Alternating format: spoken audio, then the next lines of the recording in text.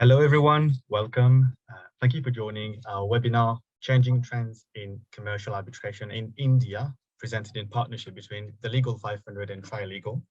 This is our second episode in collaboration with Trilegal, and we held the first one in June when we discussed resuming work in post-pandemic India. I do encourage you to watch this episode, which is available on our YouTube channel. My name is Alan Cohen. I am a research editor at the Legal 500. And before I hand over the webinar to the impressive panel, I'll give a brief introduction of today's topic. As the title suggests, we will discuss how the latest development in commercial arbitration proceedings involving multinational companies have played out in India, including the fact that the Indian government has stated it was aiming at making the country a seat for international arbitration. So anticipated changes raise questions, obviously, such as, do organizations have a choice of law and seat for arbitration while operating in India? Can foreign arbitral awards be enforced in India? And here's just some of the discussion points for today, as we will also discuss emergency arbitration in India, seated arbitrations and bilateral investment treaty disputes. But first, let me introduce Tine Abraham, who will lead us through the discussion, and the panelists who will be with us. Tine Abraham is a partner in Trilegal's Delhi office. She specializes in commercial disputes and regularly represents Indian and multinational clients in complex disputes in institutional and ad hoc arbitrations and before various courts and tribunals in India. Her expertise is sought after in areas ranging from infrastructure contracts, investment by foreign firms in India, and regulatory issues to financial mismanagement, shareholder disputes, and insolvency proceedings.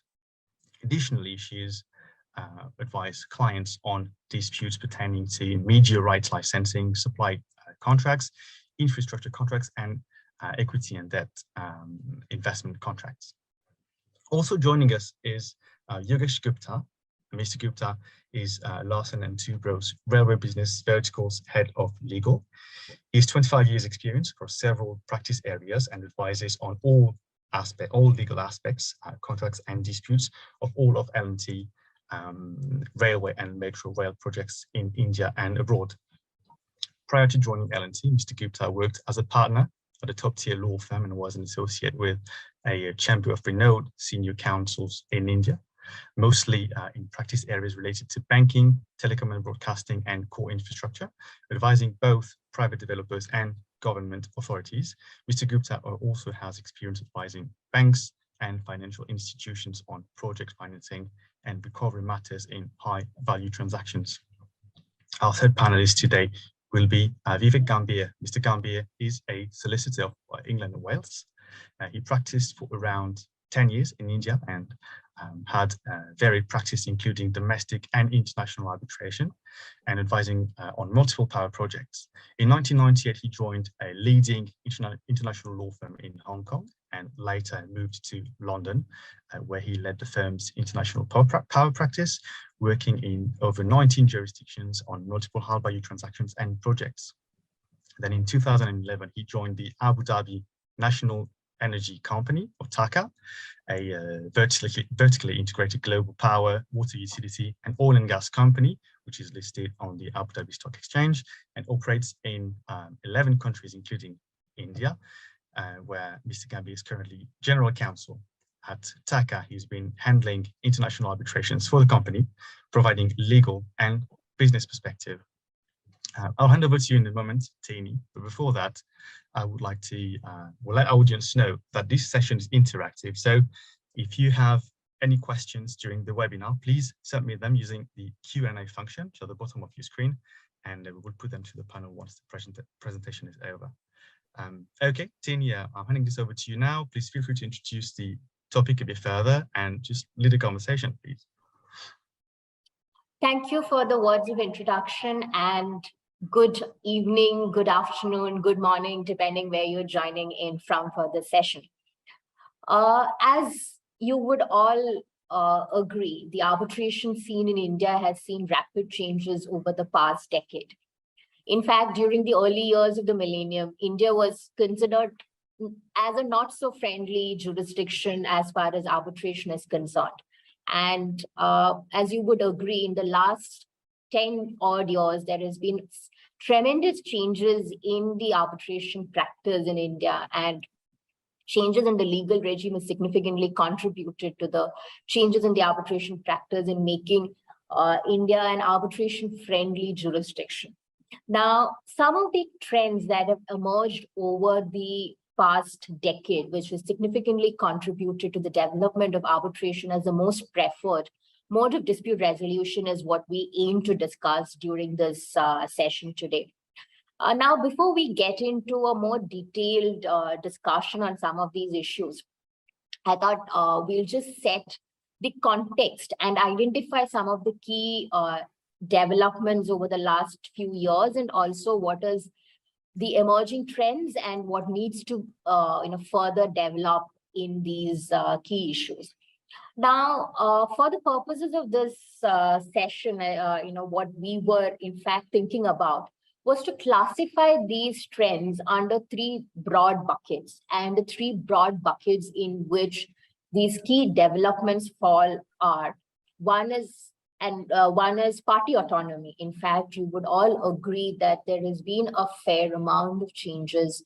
A lot of issues have gotten settled, and some other issues are still before consideration before courts or legislative changes.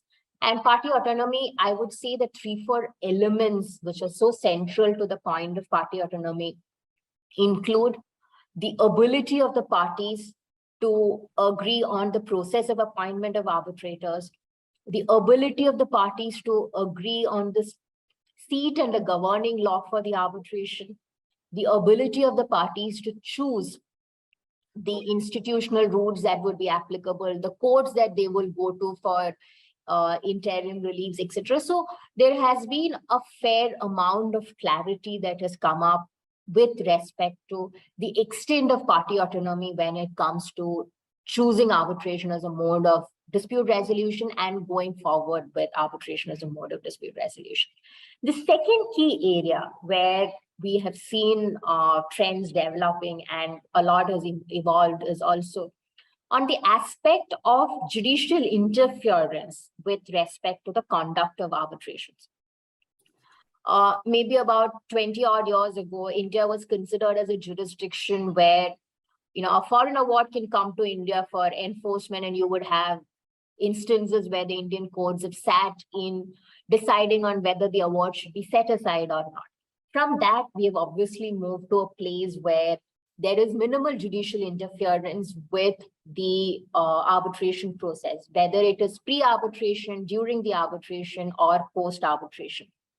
In fact, I must say that in the last few years, we've tried to even give a definition to what you call as the unruly hose of public policy.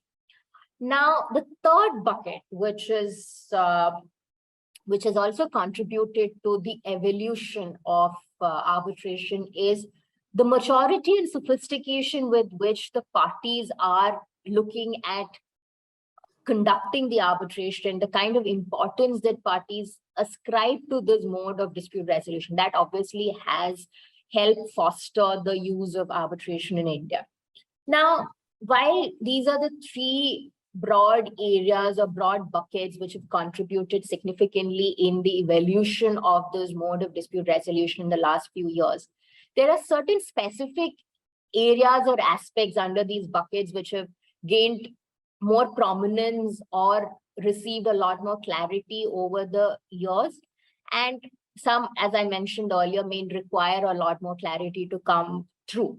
And these are the few aspects that we would like to segue into during the course of this discussion. But I think before we move into those specific aspects, I would request Vivek and Yogesh to also step in with any preliminary thoughts you have on the emergence of arbitration over the last few years in the Indian context. Vivek, if you would like to add something, please go ahead. Thank you, Tine. Thank you, everyone, for attending, and good afternoon and good evening to all of you. It's a pleasure to be here. I think there is clearly a momentum that at least I see in India in bringing arbitration as the mainstream dispute resolution option available to the parties. And this is not just, it's a conscious effort that is being made, in my view, by the courts and by a number of institutions which are trying to establish arbitration as a mainstay dispute resolution option. And one can see that in the various pronouncements that are coming out from the courts in India, and the changes that are taking place in the institutions that are offering arbitrations, and the number of parties that are going to arbitration.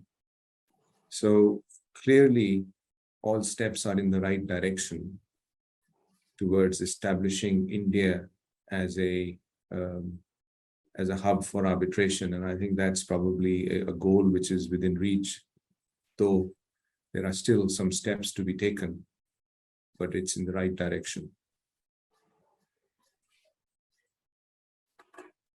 Thanks, Vivek. Yogesh, subject to any initial thoughts from you, we can proceed further. Yes, definitely. Good afternoon and good evening to everyone joined in for this session today. It's my pleasure to be part of this panel on this very, very relevant subject in today's time, which is the emerging trends in arbitration in India. So what Tine and Vivek has already laid a foundation for this discussion today, I would further add to that, yes, India is growing as a go-to arbitration jurisdiction, especially after the 2015 amendment came into the force, and thereafter there are few more amendments which came in 2019, and the work is still in progress to make it more relevant, more efficacious, and more user-friendly. And today in the commercial world, not only in the commercial world, but what I've seen even in the domestic inter-party disputes and the family matters as well, the arbitration is something which is a most sought after mode of dispute resolution, which is being considered by the parties. Even in the family settlement, there is an arbitration clause, and there have been cases where some very, very relevant and good judgments and decisions are coming from the court. So yes, I would say that considering the pendency of the litigation which is there in the courts in the civil jurisdiction, arbitration is a step in the right direction, and industry and people are embracing it with open arms, and this would pave a way for India to become a very, very fair and arbitration friendly jurisdiction going forward. Thanks, Yogesh, for adding in your thoughts there. Just going back to the fundamental point that I was making earlier, which was that party autonomy is being recognized, by courts, by the legislature, and parties are actually exercising the autonomy that has been given to them, or which has been recognized in the course of the years. Now, one of the key elements of party autonomy is the ability to choose a seat of arbitration. And when you look at the seat of arbitration, there are a few aspects there. One is that we always knew when there is a dispute involving an Indian party and a foreign party, which becomes an international commercial arbitration, parties always had the freedom to seat their arbitration in India, in the jurisdiction of the counterparty, in a neutral third jurisdiction, wherever the parties found it the best for them to seat their arbitration.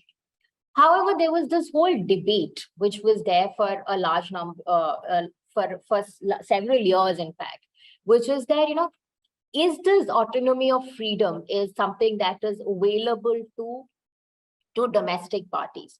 can two Indian parties choose to seat their arbitration in Singapore? Can they choose to seat their arbitration in London?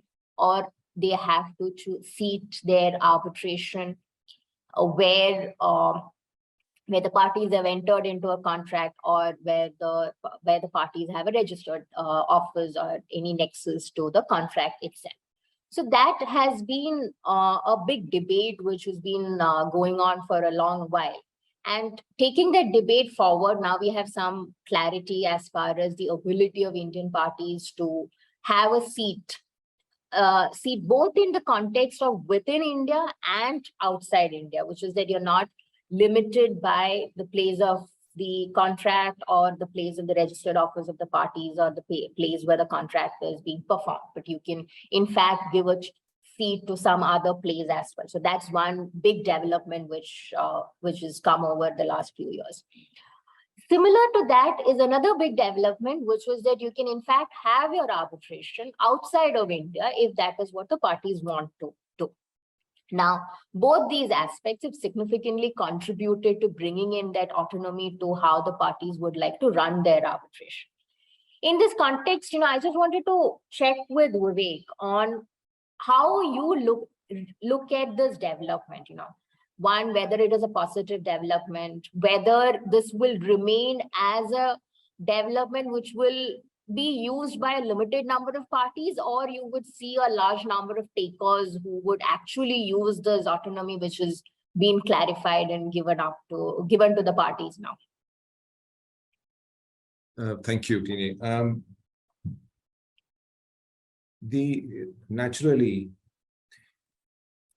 I think this question has to be examined in the context of, from my point of view, the fact that those who are investing in India or doing business in India from outside need to do it through an Indian vehicle. And typically, in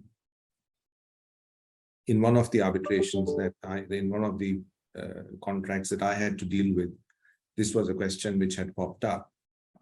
Can we agree to having an arbitration outside India because we are investing through an Indian vehicle and the other side is an Indian party, and then therefore this may be something that is not available? Well, we chose to still exercise the right to have the arbitration outside India.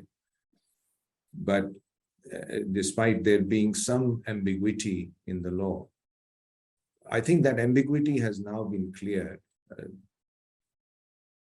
From what I read in the judgments, it seems that the legislature had already provided for it. It was just a case of getting that intention clearly set out in a judgment, which would, or in court pronouncements, which would clarify that position. So I personally think it's a very good development. It's a choice that is given. But I would also like to emphasize that it is not something which one would just exercise for the sake of exercising, because it's not about holding arbitrations outside, because you could choose to have the seat in India, but have the venue as outside if that's what you want. I think there are some considerations that need to go into deciding whether the seat should be outside India or not. And based on those considerations, I would like to think that two Indian parties wanting to do business, or who are doing business in India in the ordinary course, don't necessarily have a foreign element. There seems to be very little value addition to going outside India, because you could adopt the rules of an international arbitration and conduct the arbitration in India and have the arbitration administered. Because the Indian parties are they know how to navigate their way through the judicial process and are familiar and accustomed to the laws. It would be Indian law which would be applicable. But when it comes to international parties who are investing in the counterparties in Indian party, there is some consideration that is given to the fact that you probably want a slightly neutral place to have a dispute resolved. you're not that familiar and comfortable with the Indian system. And some seem to think that perhaps that would also reduce the possibility of frivolous arbitrations being brought. But more importantly, I think the consideration of seat has to be very carefully taken, because it has consequences attached to it. You will not only be having possibly the venue, but you are choosing the procedural law that will govern the arbitration. And that requires an assessment to be done as to whether that is beneficial or not. So as a general point, I think it's a very welcome development. I think that choice being available to international investors investing through Indian vehicles is something which is required, and this will only facilitate more investment. As things improve and as there is more certainty about the different aspects of arbitration and the different steps in arbitration, whether it is pre-arbitration, during arbitration, post-arbitration, as things get clarified and there is maturity achieved, you will see less and less people wanting to go outside of India to arbitrate disputes. So that would be my view on that.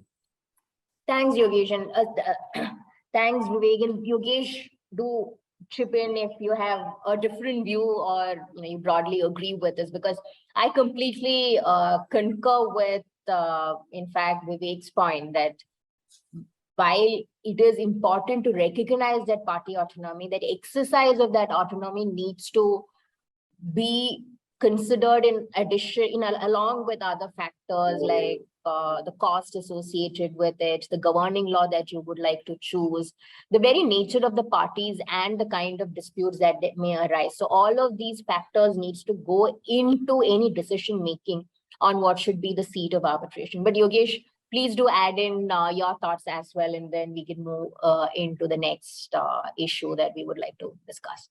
So Vivek has actually left very little thing for me to chip in. So he has broadly covered everything which is associated with having to choose seat outside India. And there are different considerations for the parties to choose seat outside India. And especially in a pre-2015 amendment era, there were reasons for party, the way Indian courts functioned, the way Indian arbitration functioned, and the way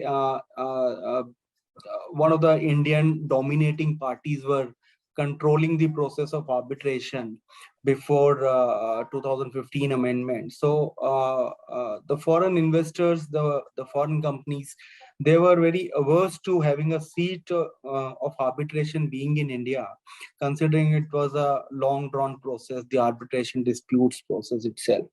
But of course, after 2015, the things were set into the right direction, and the recent judgments in the courts in India have further established the fact that you can have seat outside India. And when it comes to foreign investment in India, most of the companies who are having their Indian subsidiaries here, as Vivek also pointed out, that though there is an Indian subsidiary, but it is largely and essentially controlled by their foreign seated parent companies. So they would like to not only have a faster and better processes, time proven, and much more mature jurisdiction processes. So initially, I see that there was a little reluctance, and there were judgments which were not actually supporting the idea of having a jurisdiction outside India for the two Indian parties. But of late, especially after the PASL judgment which came in last year, so that issue is more or less settled, and it's a welcome move. It's a welcome move, and as Vivek also pointed out, that the seat of arbitration is not only it's only the venue, but it also give you a lot more avenues in terms of challenges and processes and all other kind of arbitration related processes. So it is very important, not only, I mean, the seat for the two foreign entities or two Indian entities having seat outside India, but even two Indian parties are also choosing their seat of arbitration for that purpose in a very, very carefully, in a very, very matured, or I would say that kind of arbitration friendly jurisdiction. There are some high courts which have the original jurisdiction. So people would like, even to Indian parties who are into the arbitration, they look for the seat where the court process are much more efficient and efficacious. Yeah. Thanks, Yogesh, there. So moving into the next element of party autonomy, I think we'll discuss various aspects of party autonomy. So just moving into the next aspect of party autonomy is the mechanism or the procedure for appointment of arbitrators. Now, particularly practitioners in India and the practitioners who have come across contracts involving government parties are used to seeing contracts or clauses which would say that in case any dispute arises under this contract, the right to appoint the arbitrator will, in some instances, it would say that a retired government employee would be the arbitrator, or it would say that the government retains the right to appoint the arbitrator. So the process of appointment, there wasn't a fair process, one may call it, or that the autonomy wasn't fully pronounced. Now, obviously, I think that there has been some clarity that has come up over the last few years where, now clauses which say that either one party will act as the arbitrator or one party will appoint the arbitrator, both are not enforceable contracts or clauses. Now, something, Yogesh, you would also have noticed is that there are many more ingenious ways of achieving the same outcome that you nowadays see. In fact, I recently came across a contract which provided for an arbitration clause, which basically said that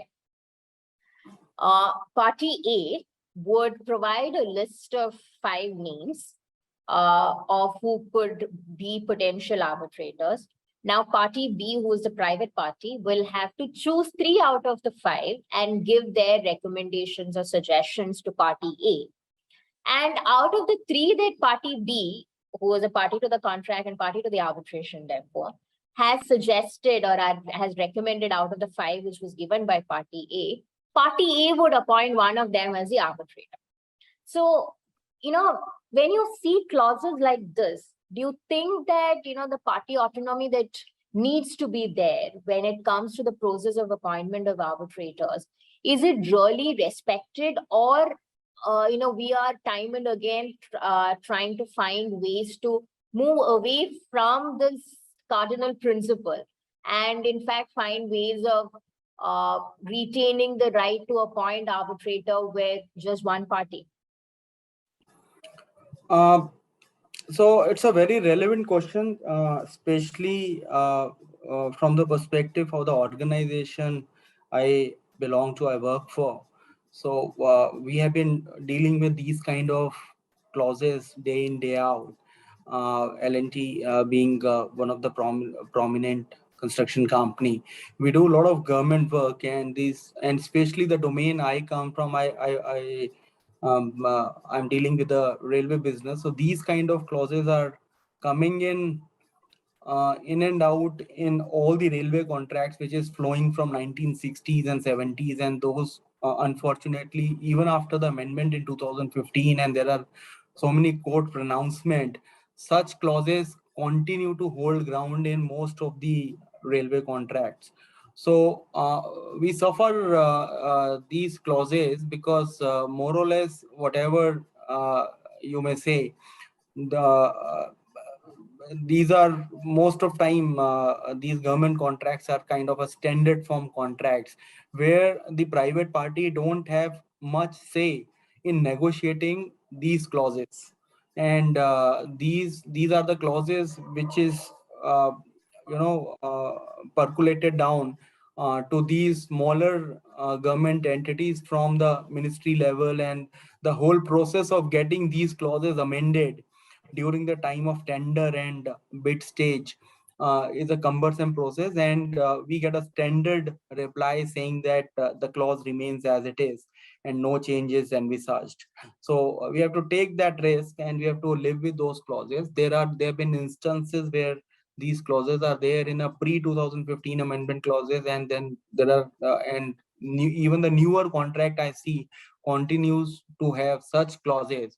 But the judgment of 2017 in Voestalpine case, in case of DMRC, tried to break this kind of mindset within the government contracts. And it was recommended in that judgment that you cannot just restrict your choice of number of arbitrator to the retired employees and retired ex-employees or particular domain expert, but your panel, even if you are giving a panel of some people to be the prospective arbitrator, it has to have people from all across various other domains and industry. Because when it comes to the contractual dispute, it is not only the people with the technical knowledge who are considered to be the good arbitrator, but you can have arbitrator, prospective arbitrator from other domain like economic, finance, engineering, legal, chartered accountants. So those kind of recommendations were made in judgment, but unfortunately even today uh, uh, uh, the government department continue to follow such clauses, and they continue to give again the name of 5 clauses you rightly pointed out.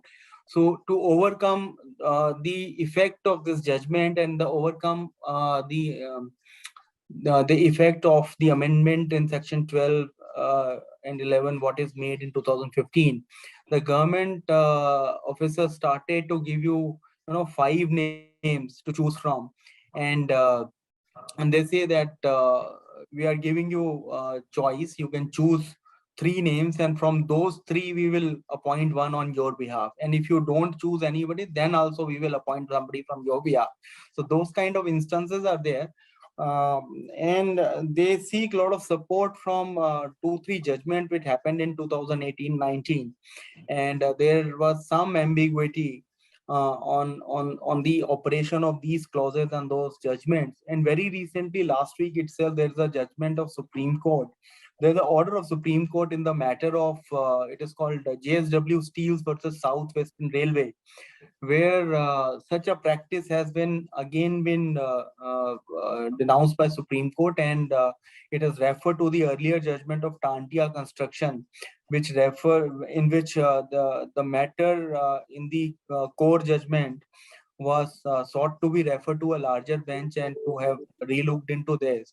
And we are just hoping as a private participant to the government construction process that sooner or later this larger bench will be constituted, and a very positive move will be made with the interference from the judiciary to have more clarity on such clauses. But however, despite all these clauses, in my personal experience, there have been many instances where the private parties have moved to the High Court seeking appointment of a neutral arbitrator under Section 11 petitions, and the courts have given the favorable decision appointing a neutral party.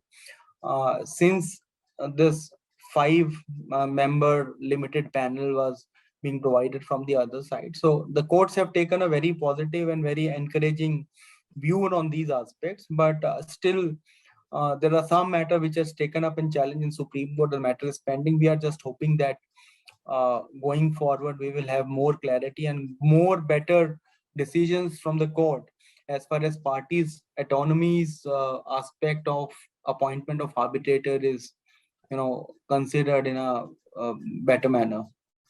Thanks, Yogesh. And in fact, as most of us know, there are now 2 references to larger bench, which is depending on the same issue. And that in itself just shows how the judiciary has also recognized that this is a problem. And I am guessing that it's just a matter of time before we'll have further clarity on this aspect. Being conscious of time, just moving on to the another aspect of party autonomy again, which is on the point of choosing the court which can have exercise jurisdiction. Now, you see the exercise of jurisdiction of courts coming in both in the context of an Indian seated arbitration and a foreign seated arbitration.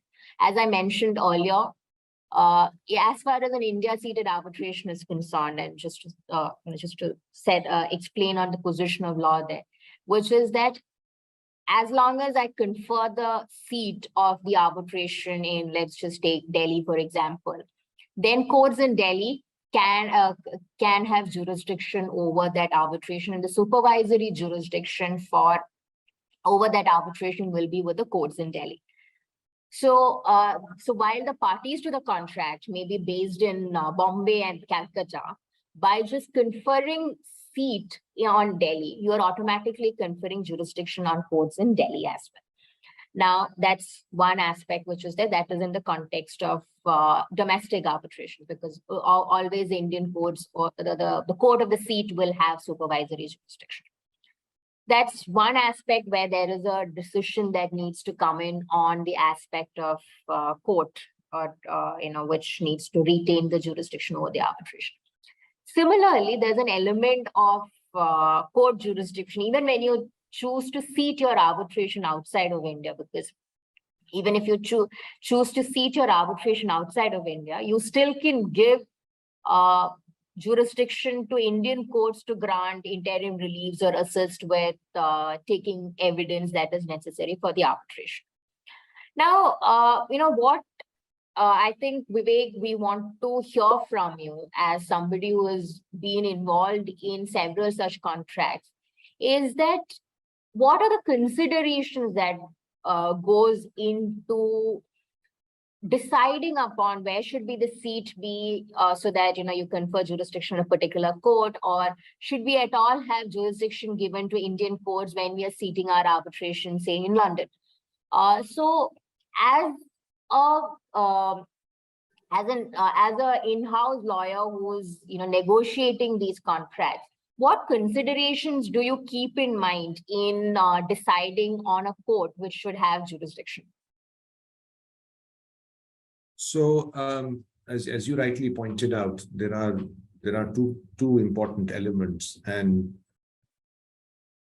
the broader point that I think you are making is that when you are drafting arbitration clauses, gone are the days when these can be midnight clauses. I think there is a lot of thought which needs to go into drafting these arbitration clauses, because there are consequences that are attached to what you ultimately agree, and it may not seem to be important at that point in time, but these are important considerations, and what you have just mentioned is one such consideration. So the seat of arbitration naturally means that you will be giving to the court of the place of the seat full jurisdiction in respect of procedural matters concerning arbitration, whether it is for appointment of arbitrators or whether it is in relation to the proceedings of arbitration, whether it is challenging the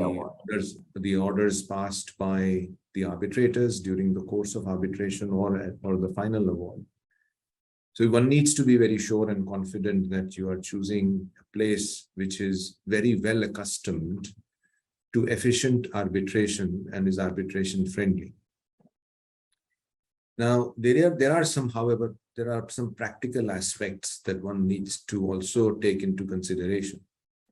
It's all good to start an arbitration, but there may be instances where you need to preserve the assets involved, or you need to preserve the property, or you need to ensure that should a judgment be passed, there is sufficient financial strength with the other side to meet that award.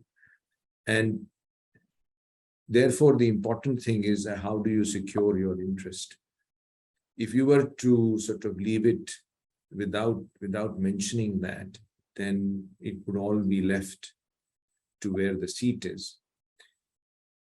Of course, you can rely on the arbitrators to pass interim orders, but then you have to naturally come and enforce those interim orders where the defendant or the respondent is in respect of those interim orders. So it is important to consider whether you should preserve yourself in the arbitration clause itself an agreement that even though the seat is elsewhere, that doesn't prevent you from approaching the courts in the relevant jurisdiction for interim measures.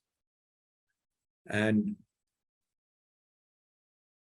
as an example of that, I think you now have recently in an amendment which was, I believe, which was passed after the Palco case, that in India, in the Arbitration and Conciliation Act, where if you have a foreign seated arbitration, you can approach the Indian courts for seeking interim reliefs, not only to preserve the assets, but also, for example, to produce witnesses and get them to attend and participate in the arbitration. So I think this is an important consideration. And from my point of view, I always like to keep that option available.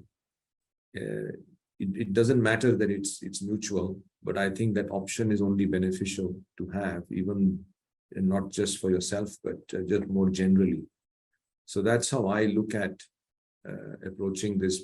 Because the other consideration is that you first, going to emergency arbitrators is fine, but there is a little bit of uncertainty, and we'll come to that perhaps later in the discussion on the nuances of that. Sometimes for efficacy purposes, it is probably more advantageous to go straight to the court in the jurisdiction where the other side is. In other instances, it may be more efficacious to get an immediate order from the arbitrators and then come to the courts with something that can improve your case, or prima facie makes a case for an order, which the court can immediately then give you. So one has to play a little bit with that, but the important thing is to have the option to do so. So Vivek, so I think the point that we are coming to is that it's important to retain this right when you enter into the contract. How you exercise that is a matter of how your dispute develops over the course of time, because you can't predict what your dispute is when you're drafting the contract. And while you draft the contract, you obviously don't expect that it will go into a dispute at all. Yes. So I think, so it's basically that it's important to exercise your choice or choice that the parties have, keeping in mind the commercial realities and the potential turn that the contract or the relationship with the parties can take. So I think it's very important to, therefore, as Vivek sort of mentioned, to keep these factors into consideration while you are drafting your arbitration clauses, and it's no longer mid-light clauses, which is where you follow a general template. It is actually, I think, fairly heavily negotiated these days. It's fair to say that. Now, and also, I can tell you that there are trends that I am seeing, that sometimes you end up negotiating whether there should be an emergency arbitrator or not. There are people who put forward exclusions of appointment. Now, what I'm trying to only get at is that there is more maturity coming as well, particularly when you're looking at institutional arbitration, where when you're choosing an institution, you must evaluate what are the rules, what do the rules offer you, and whether that is suitable or not, and whether you should take some other rules. Pardon? Absolutely, in the sense that we've seen, in fact, Indian cases where similar situations, but one was governed by SIAG rules, one was governed by a Japanese set of rules, and the consequences were vastly different, because obviously what the rules provided really governed the issue. In fact, earlier SsangYong matter. Sorry? Earlier SsangYong matter, where by reference article, SIAG rules were incorporated and the SIAG rule changed. And then nobody was conscious of that fact at the time of drafting a clause, because very casually there's a tendency, because as Vivek said, that there was a tendency that this arbitration clause is one of the midnight clause or the last boilerplate one clause. to be drafted when everything else is finalized. Let's just put something there. But I think, as both of you mentioned, that's really changing, because I have also seen in the last 4-5 years where arbitration clauses are heavily negotiated. In addition to the transactional lawyers, the disputes lawyers come in at the stage of negotiating the arbitration clause, because you're anticipating all what can go wrong in figuring out an arbitration clause. So some senior business person is, somebody was mentioning that when there's a talk of two organizations getting into the contract in a relationship. So it was like, at the time of marriage, nobody discuss about the divorce. So dispute resolution is seen as a divorce proposition at a later point. So as an in-house counsel and as a been an arbitration practitioner for a long time, having spent over 18 years in the law firm also. So I see those clauses. When the contract come to me for review, then the dispute resolution is the first clause which catches my attention, because I need to see that in case of an unlikely event of a dispute happening at a later stage, then we should be clear about how it is going to be proceeded. And therefore our rules may or may not come, but at least there has to be a clarity as far as the processes of dispute resolution are concerned. There has to be utmost clarity on that, and you can't just deal with them casually, being a midnight or a boilerplate clauses. That's my thought. Yeah, I think since both of you mentioned about emergency arbitration recently, and I've also seen that some of the Q&A that has come through also deals with emergency arbitration. It's also one of the most talked about things in the last couple of years now, actually, in the Indian context and also in other jurisdictions. In fact, Hong Kong and Singapore also had a lot of debate on emergency arbitration in the last 2 years. So it's globally a much discussed issue before various courts. So to just touch upon this whole point about institutional emergency arbitration. Now, the first thing is obviously, as everyone's aware, it's something that does not come from the Arbitration Act as such. It's something that comes from the institutional rules. So the origin of emergency arbitration remains to be the institutional rules, and at least in the Indian context, it doesn't have a legislative sanction.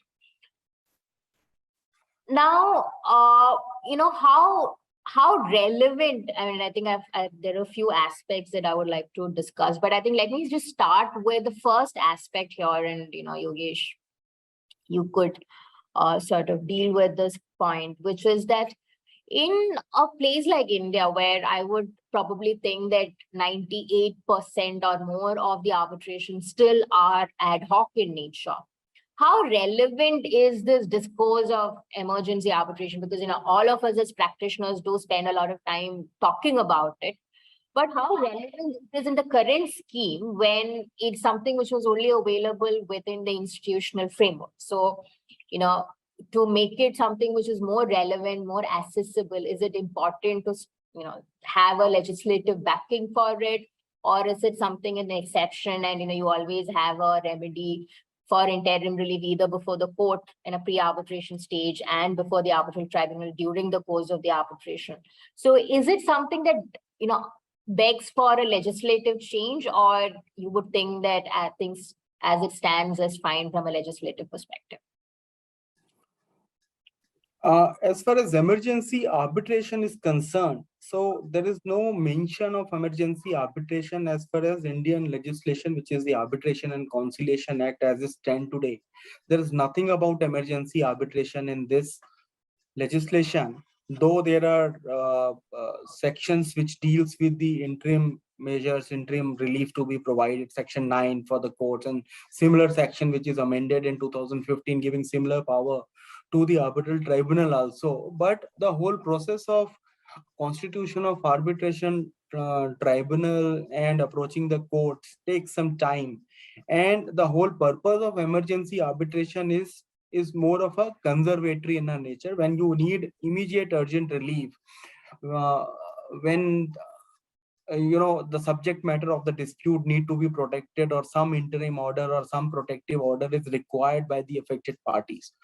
So as the things go, in 246 Law Commission report, there was a recommendation to include about emergency arbitration in the amendment to the Arbitration Act, which unfortunately was did not find favor by the legislators, and it was not incorporated. However, with the famous Amazon Future Retail case, when the court was dealing with the emergency arbitration provision of the institutions which are governing the arbitration processes around the world and in India, the court has given recognition to the order passed by the emergency arbitrator appointed under the institutional framework. So we have institutions like ICC, SIAG, and CIA, International Arbitration Institution, which primarily deals with, most of the time, the international parties. But as far as Indian parties are concerned, there is not so much traction as on today to include the institutionalized arbitration in their arbitration clause. So that suffers. However, there have been a trend which is picked up by the Indian Arbitration Institution, like, for that matter, DIAC, which is Delhi International Arbitration Center under the aegis of Delhi High Court, which has their own rule, and they have whole section to their rules regarding emergency arbitration. And the emergency arbitration is getting momentum, and the institution like ICA and MCIA, Mumbai International Arbitration Center, they also include in their rules the provision for emergency arbitration. The good thing about the emergency arbitration rules today is that in Amazon case, the Supreme Court and the High Court has recognized the order passed by the emergency arbitrator, appointed under these rules. And the only negative thing which I see about the order passed by the emergency arbitrator is that this is open to review and challenge and reversal by the regular tribunal whenever it is constituted. So the emergency arbitrator as such become functus officio immediately after he passed the order. So the life cycle of the emergency arbitrator as such is very, for all practical purpose, emergency arbitrator is a full-blown arbitrator having all the powers which are there, including deciding on its own jurisdiction.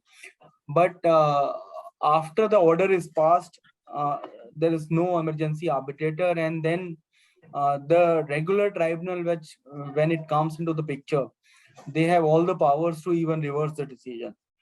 But the good thing is that as far as the enforcement of order passed by emergency arbitrator is concerned, the court has taken a positive view now, and the court has said that the order passed by the emergency arbitrator are the order which is akin to order passed by the court or the regular arbitral tribunal, and they are enforceable. So that is a good thing. And yes,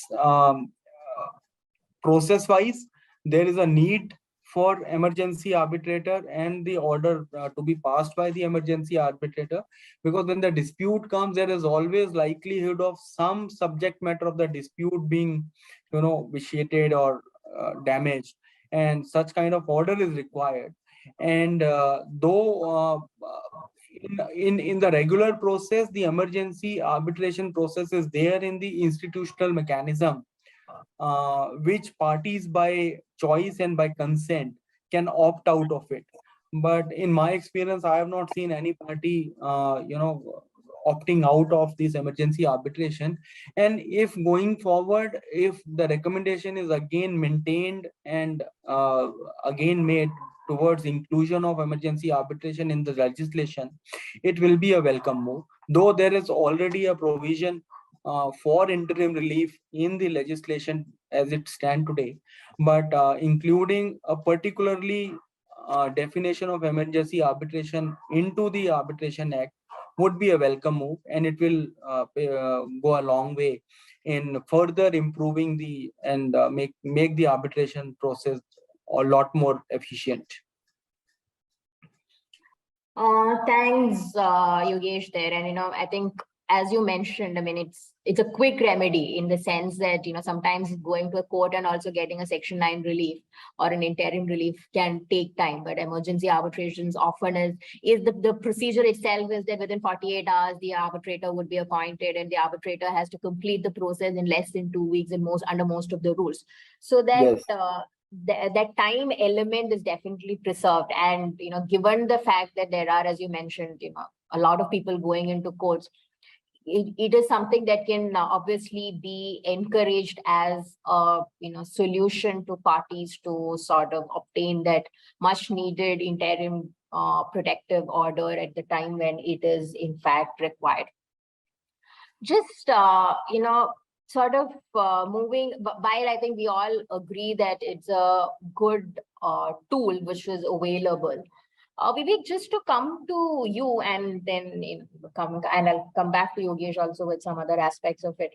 But do you think that there is an appetite that you've seen amongst parties, globally, not just in India, to look at emergency arbitration as the most preferred way of getting, quick interim relief, or parties still look at courts as in certain circumstances as the one that need to be approached for immediate protective orders, or that recognition is something that is globally come through?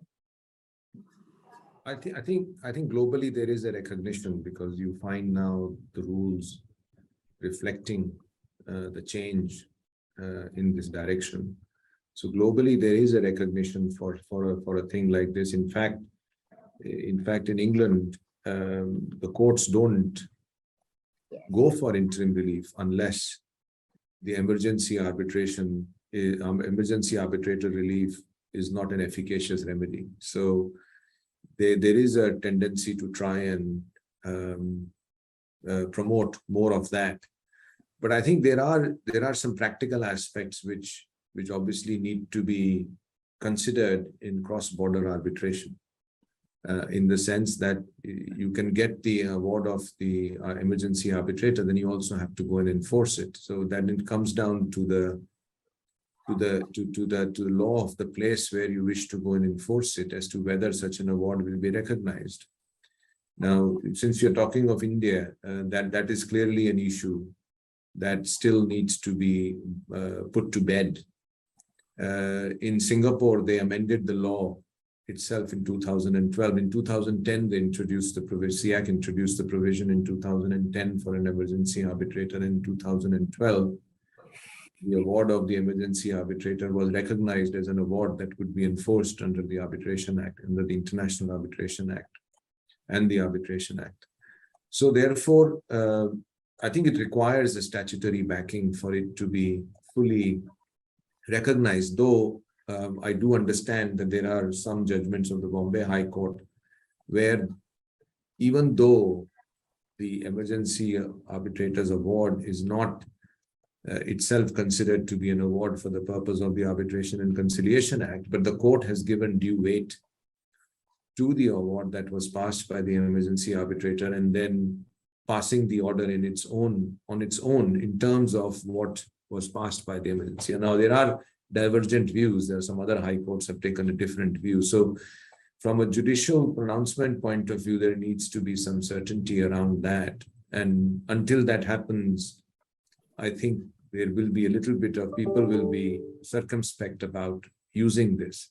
Having said that, it was when I was reading SIAC statistics, they have said that in most cases, parties voluntarily respect the award of the emergency arbitrator. And there is actually an interesting question which one can explore, because under the SIAC rules, for example, there is a specific provision under the emergency arbitration clauses that the parties agree to be bound by the award of the emergency arbitrator. Now that, according to me, becomes a contractual obligation once you adopt the rules. So there is a risk there is a potential tool that could be used to sue a party for breach of contract and claim damages if they don't. Now that's to some extent that's an intellectual debate, but because in reality you want an interim relief, but that can be a bit of a stick that can be available to ensure that parties actually comply with the award without necessarily going to the court. So that's a bit of an aspect that needs to be bottomed out as far as India is concerned in terms of enforcing the emergency arbitrators awards. Thanks. And in fact, while there is, emergency arbitral awards are recognized under as an order of an arbitral tribunal in the Indian context. What kind of recognition can come in for an emergency arbitration award in a foreign seated arbitration is still an open question and needs to be settled. And in fact, while courts have been reading the Arbitration Act, in fact, to give full intent to the legislation and also to encourage arbitration, hopefully there should be a solution that will come through soon for this issue. But typically, as Vivek rightly mentioned, what is happening is that on the strength of the emergency arbitration award, there's a fresh proceeding which is initiated in India to get similar orders, which can then which can then attract the consequences of non-compliance. So I think that's practically how we are all getting around this issue. Yeah. Just one last point on emergency arbitration, which is that unlike going to court for interim relief where the court fees are nominal, there is a fee which is obviously attached to going to emergency arbitration. Do you think that will be a consideration that would work, or that fee is something which parties over the course of time would learn to be a part of the cost of the arbitration and move ahead with it? I personally don't think that's a deterrent, because you will always weigh the cost. Either you go to India and do it, or you do it through an emergency. You will always incur cost. You will have Yogesh, you agree with the same, or you have a different view there? Yeah, I think that is not a deterrent at all, because considering the stakes which are involved in the matter requiring the emergency relief from the emergency arbitration, I think the cost would not be a deterrent at all. In fact, it would further the cost. I think the kind of relief the affected party would be expecting, that cost will be very minuscule part of the total quantum, engaged, involved in this whole matter. So, I'm absolutely conscious of the time. We are maybe 25 minutes away and we've got a fair number of questions. So just before we wind up, and we've been on the first bucket as I started with, which is a party autonomy all this while. So just to touch upon the second bucket, actually the second bucket or the third bucket, we can call it either ways, which is one of enforcement of basically challenges to the award and enforcement of arbitral award. One of the practices that we've all seen over the years was that the minute there is an arbitral award, the judgment debtor would immediately file a challenge against the award, and then you have 3 levels of appeal process which would be there, which would take its own time, the reality of it. And during this entire period, you could not enforce the arbitral award, and basically the decree holder or the award holder was sitting with a paper award in that sense for the entirety of the time. Now, obviously, in the last 5 to 6 years, there has been a significant amount of effort that has been taken by both the legislature and the judiciary to cut down on or modulate the grounds on which there can be challenges to the award, keeping in mind that you also need to have that ability, but that ability should be sparingly used. There's enough jurisprudence which has been created. Second thing is that there is a very conscious effort from most courts, and out of experience, we can all attest to the fact that these matters are heard much more expeditiously than what it used to be in the past. And in fact, when you have SLPs going to the Supreme Court against challenges to the arbitral awards or challenges to enforcement of foreign awards, in both these instances, they're fairly clear that we are not interfering until there's something extremely egregious which is being pointed out. So I think that aspect is fairly getting settled, and it's a case-to-case determination which is happening, both timeline as well as the grounds.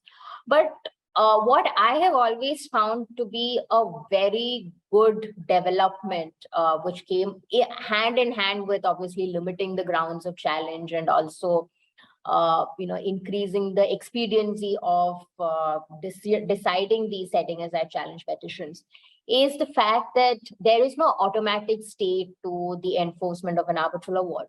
So in fact, the party who has got an award can start with the enforcement process in parallel until there is a specific stay which was granted by the court. And also the stay against enforcement is not something which is given for the asking. It is something which comes with conditions. And we've all seen instances where even the entirety of the award has been asked to be deposited. So, I mean, this is more a question for Yogesh, and coming from a place where you have many of these arbitral awards, including state utilities and other parties. How is this development, which is that you can enforce the award until there's a stay, and even if there's a stay, there's a deposit which you can withdraw, etc., helped you and similarly placed organizations in your business, which is that does it add to your working capital? Does it enable you to really enjoy the fruits of the arbitral award once you have fought and won the arbitration? Very interesting question, I would say. So there have been many instances where we have got favorable awards from the tribunal, and the award comes, everybody is upbeat about the whole thing, that after a long drawn process we have been able to secure an award in our favor, and this money will come in, and the justice has been done finally. But what happens is that, number one, so there's a timelines now for making a challenge to the award in the court. So that first we have to wait for that 90 days plus 30 days period to seek enforcement of that award. And all these, if we are up against the government institutions, so they have another tool in their hand, which is the recommendation by Niti Aayog, which has been incorporated into a lot of government organizations' standard operating process, which they call, there's a CCA recommendation which came in 2016 originally, which was further amended in 2019, which allows them to challenge the award while admitting payment about 75% of the payout against the submission of a bank guarantee. But it is not that easy as it sounds, because this 75% amount which the contractor is entitled to, this amount is not going directly to the contractor or the consortium, but it is going into the escrow account, which again is largely controlled by the mechanism where the employer himself is controlling the outflow from that account. So that's the policy which is made out by most of the PSUs.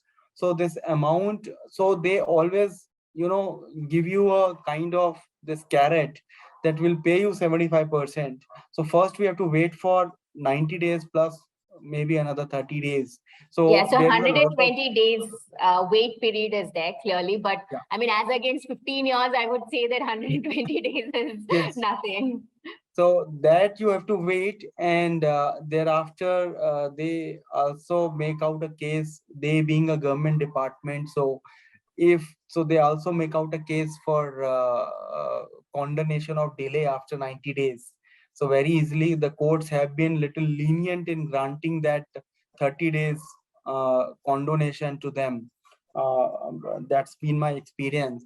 And on a larger aspect, when you're dealing with the governments and PSUs, the tendency with with us and maybe other businesses, because we do a lot of work with the government sector, the tendency is not to go for the enforcement process because of the relationships and the multiple level relationships and the contract work being executed for these government agencies. So the enforcement is not there. Had it been the arbitration award amongst two private parties, then the courts are very clear that if somebody has to challenge the award, then the courts are very happy to pass an order where the 100% deposit or 50% deposit is made out. But unfortunately for the government sector, when the senior government legal counsels are standing and making a plea that we being the government, and there is no point that government is not be able to able to honor the award at a later stage. So they have been able to get the order where 25 deposit of 50% or 25% is being made. And those but the only good thing is that the courts are also willing to pass an order where 100% of the pre-deposit amount can be secured against the bank guarantee, subject to the final order of the court. And another good thing which I see is the courts are moving much more faster now in deciding a 34. But unfortunately, we have a live case which is going on, which the whole of the construction industry has been watching very closely, which is the DMRC and the Reliance Airport Express Metro matter, where the award was passed somewhere in 2000. The arbitration started in 2012. The arbitration award came after 3 years, and it has gone into the multiple level of challenges, and including it was rejected by Supreme Court. Supreme Court took a very arbitration friendly view in the challenge in SLP, and they rejected it. And I'm told that even the enforcement proceedings are pending in Delhi High Court, but despite that, the award holder has not been able to get the award amount as of now.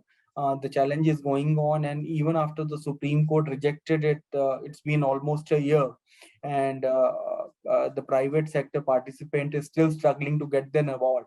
The kind of argument which is being made, the whole construction industry is watching that matter, I believe, very closely, to say that we are the government and we are the solvent party. And but DMRC has taken a view that we don't have any money of our own, and all the money which is lying in our bank account belongs to different projects, and we don't have money to pay, and therefore we should be given a right to negotiate with the actual lenders. So those kind of arguments are coming in, but yes, the award remains the award on paper only.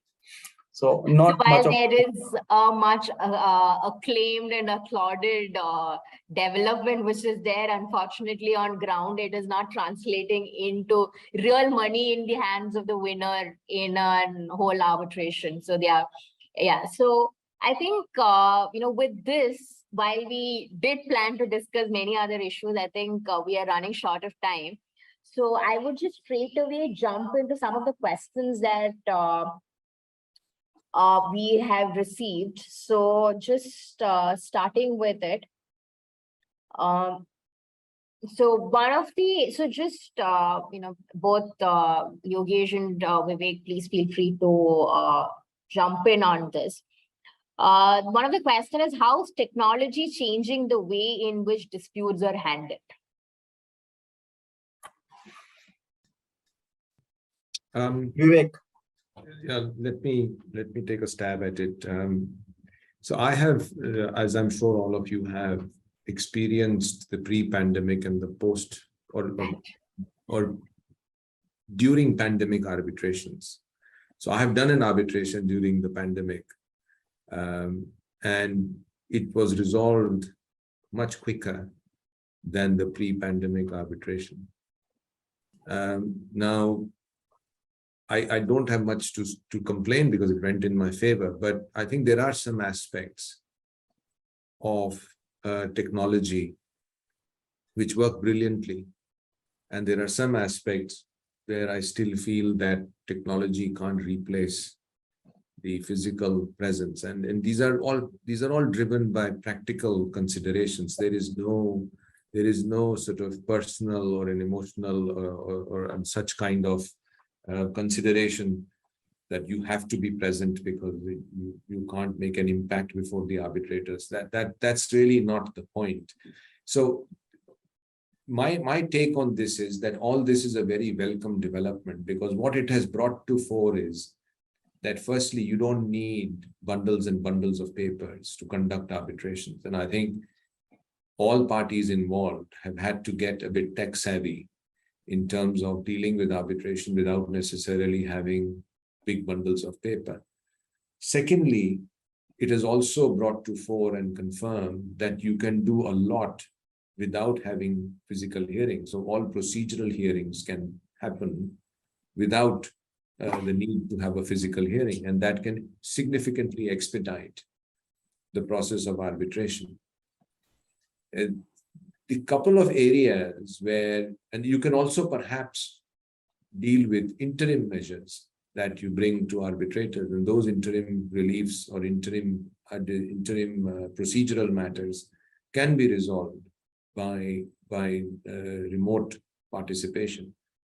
There are, however, a couple of practical matters. So what I have experienced, for example, is that in a case where you have physical witnesses involved, I think there is tendency to try and not follow the rules in relation to witnesses being required to be alone and left to themselves. And there is some kind of prompting that goes on in the background, which is obviously not fair and correct.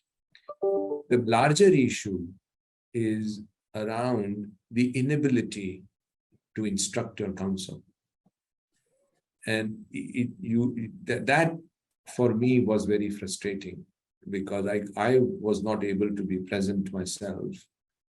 My counsel, my briefing counsel, was not able to be present with the senior counsel, and we were just,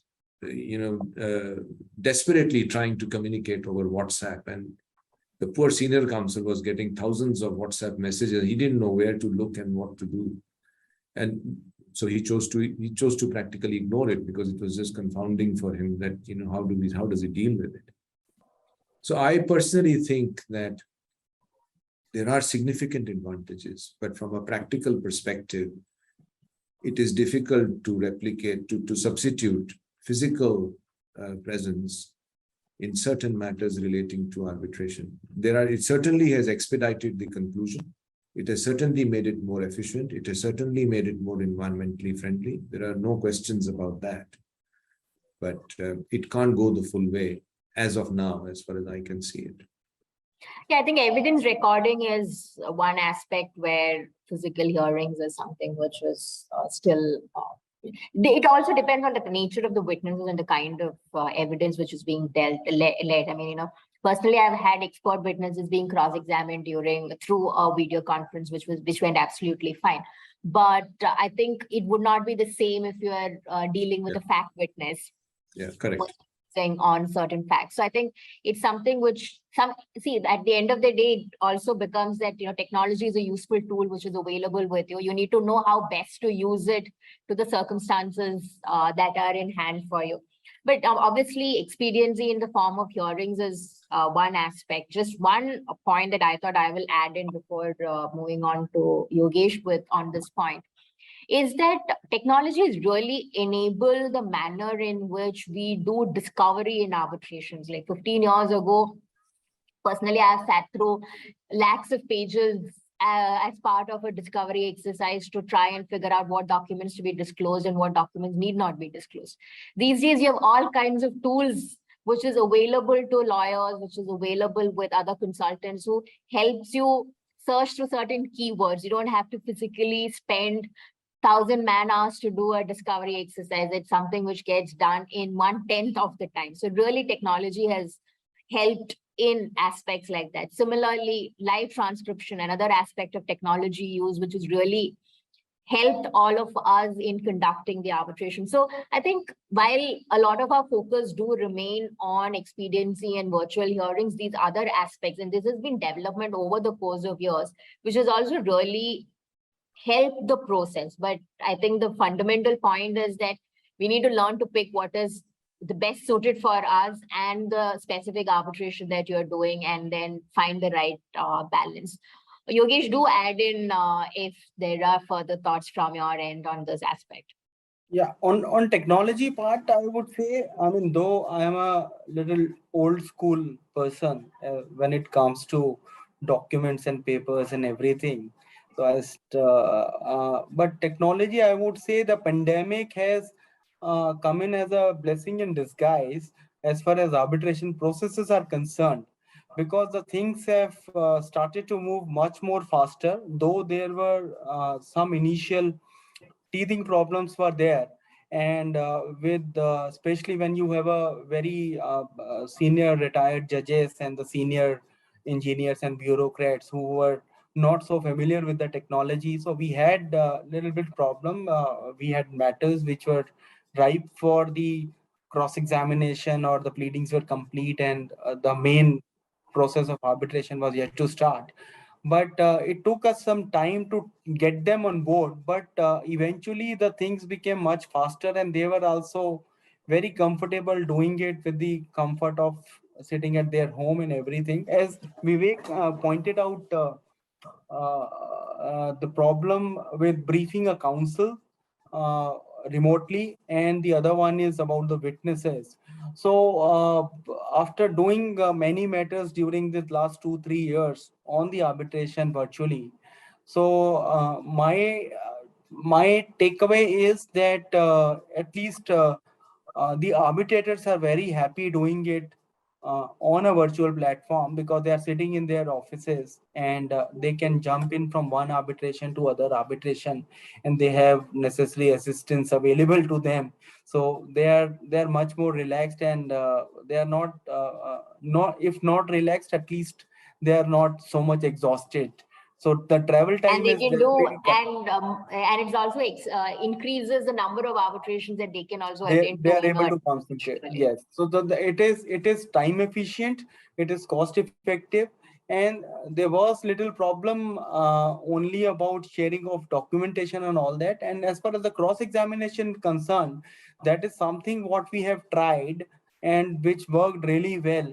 So what we have done in during the cross examination is that one person, when we are cross examination a fact witness from the other side, and since we have a people or the lawyer available in that city or that jurisdiction available, so there was one person who was sitting along with the witness in that room. And similarly, when our witness was being cross-examined, the other side sent out one of their officers sitting in the same room where our witness was sitting. And so that way, even the cross-examination also went off pretty well. As far as if you have a stable, good system in place. So I think this technology bit has really helped the arbitration process really well. And as far as briefing counsel is concerned, so we decided, I mean, the briefing counsel and the all side, we decided to sit at one place and do it collectively from one screen. So that really helped. So it worked well for us. So I would say that technology bit is helped the lawyers also that way, and everyone is much more comfortable that way. And I got to hear it from our external counsels that they are very happy doing it remotely. Though the physical hearing has its own charm and the benefits, but largely I would say the tilt is towards the technology and the online hearings. While we have a fair number of questions, I am actually picking some of the questions, and we may have to skip the other, and we will coordinate with the participants directly and come back to you with the answers. But just I will try and take. Just to let you know, you just feel free to take a a couple more, so please go ahead. Yeah, so that's what I'm trying to do, maybe one or two to the extent possible. The next, and it's an interesting question, and I'll open it to the panel first and then probably add in some of my thoughts as well, which is that with the rise of dispute funding, how is this likely to shape the future of arbitration scene in India? Vivek, would you like to chip in with your thoughts? Well, I'll let Yogesh go first. I have a little India-focused question. Yes, so dispute funding, it is still in the nascent stage. I have my reservation against the dispute funding process itself, because what is being funded is the awards, not the claims. So that's my understanding of the dispute funding as of now. So the funder are coming in with a lot of due diligence being done and everything. And what is being my understanding and my collection is that as of now, the people are interested in the awards, not the dispute process. Vivek, any thoughts? Well, I have heard debates now being held on dispute funding in its traditional sense of funding arbitrations, not the awards, as Yogesh mentioned, and that is something which is a subject that is picking up. I'm a little unsure about the need for it, because I look at arbitrations more from a commercial point of view, and commercial organizations should not need to obtain funding. If the idea is that individuals should resort more to arbitrations and they need funding to go to arbitration,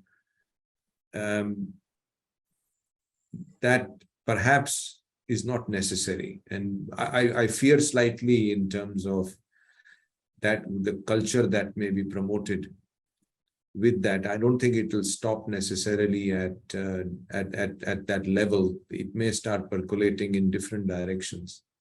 But the debate is on.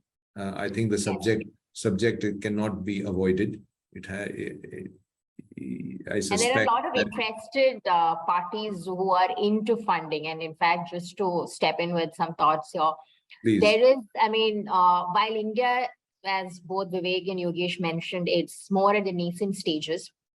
And it is true that in an Indian context, the funding is more in the context of a post-award scenario where there is an award which is already there, and it's the challenge to the awards and the enforcement process where you see a lot of litigation funding that is coming in. But in several other jurisdictions, you do have the entire dispute being funded by third-party funders. Now, when you have third-party funders coming in, they obviously, as Yogesh also mentioned, do a fair bit of diligence before putting their money in. What the third-party funding to a litigation or an arbitration would do is that they will come in, they will fund the entire process, have a say in appointment of the lawyers, have a say in the conduct of the entire arbitration. And there would be an agreement between the funder and the party to the arbitration that if you win the arbitration, 50%, 60%, 20%, whatever it is, of the awarded sum would go to the litigation funder. So they're basically basically investing in a risky proposition and gaining making a gain out of it if there is eventually an award in favor of the party. And what the party is also doing is hedging their risk, because you're not investing a lot more money into running the litigation when you have somebody else who's willing to put that money there. So yes, in that sense, this is a trend which is definitely growing. It is picked up really in several jurisdictions. In India, it's mostly in the post-award stage currently. It hasn't really percolated into the stage of disputes. Now, how would it affect the manner in which the arbitrations are done? As I mentioned, you will have not just a party to the arbitration, but also a funder who is sitting, who is looking into the strategy of the arbitrations, who's looking into the point of appointment of counsels, looking into what pleadings to be filed, what decisions needs to be taken. So it is, yes, bringing in that additional level of scrutiny to the process, additional level of commitment to the process. And also you have a entity who is a sophisticated litigator in that sense, because the third-party funders are ultimately sophisticated professional litigating parties. That's ultimately when they take up this role, who will also bring in their experience into the whole running of the matter and the strategy decisions which could be taken. But as a flip side to that, which keeping apart the whole legal issue of whether what is being assigned is shampoti or whether there's a assignment of a right to sue, all of those issues apart, because those are also live issues where there are some clarity which has come through in parts, but those issues still stay live in part, at least in the Indian context. So, so those legal issues are definitely there, in addition to the issues of whether there's a shampotous transaction. There's also the point of, the manner in which the arbitration will get conducted, which will get impacted with this issue. I think we will just take maybe 2-3 minutes, and I'll ask one more question, which I will leave it to both Vivek and Yogesh, because that's not a question for me. It's a question for both of you, which is that what do in-house counsel expect from law firms during the arbitration process, and what does a good representation look like? So it's clearly a question which is not for me to answer, and I will leave it to both of you to come in with your thoughts. Yogesh, please go first. Oh, so for me, it's a difficult proposition in the sense that I mean, larger part of my career has been a counsel myself. So I would, my first expectation from my counsel is to put in as much effort as I used to do, and I had been doing that. So the expectation is that the counsel has to own the matter. So basically, it cannot be the superficial ready-made advisory, but the counsel has to align with the requirement of the business, the requirement of the client, and they have to own the matter, and they have to be very passionate about the whole approach and whole the thought process of the client. Because when the client is putting in so many effort, there's a business decision which are involved. And as an in-house counsel, what I've learned is that sometimes some decision have to be taken in the interest of the business. So in business, everything cannot be in black and white. So it cannot be purely legalistic approach. There are certain calculated risks which the business has to take to run the business. So the law firms and the counsel have to understand that requirement, and they have to align themselves and propose a viable win-win situation to deal with the matter. So that's how you have to look into the situation from the business perspective also. It cannot be the pure legalistic approach. Thanks, Yogesh. And I would concur completely with that. And I think, and I personally think that the external counsels have a significant role to play, and bring a lot to the table. What I look to them for is obviously, they get to handle the matter. They need to do what needs to be done to present it properly. But what I look to them for is their deep expertise in terms of strategizing for the arbitration. Arbitration is not, in my opinion, and that's how I have viewed it always in my role now, it's not about presenting a case. It's about what you want to present and how you want to present. What should you focus on? You need to look 2 steps ahead on what can come. And that comes with experience. That comes with the ability to anticipate, and comes with the knowledge that you have. So to me, external counsels who can bring that to the table bring significant value, in my opinion. And that's what I have been I look to them, look up to them to bring to arbitration, and rely on them quite significantly for that. Thanks, Vivek, Yogesh. We have overshot the time by now. Thank you for your valuable inputs and being part of this discussion. Thank you very much for having me and for inviting me to this panel. It's been very interesting talking to all of you, and I hope that it's been interesting for the listeners too. Absolutely. Thank you very much. That was, I think, remarkably interesting, very comprehensive, very useful. Huge thank you to Trilegal, to Tine, of course, to Mr. Gupta, Mr. Gambhir, to our audience today.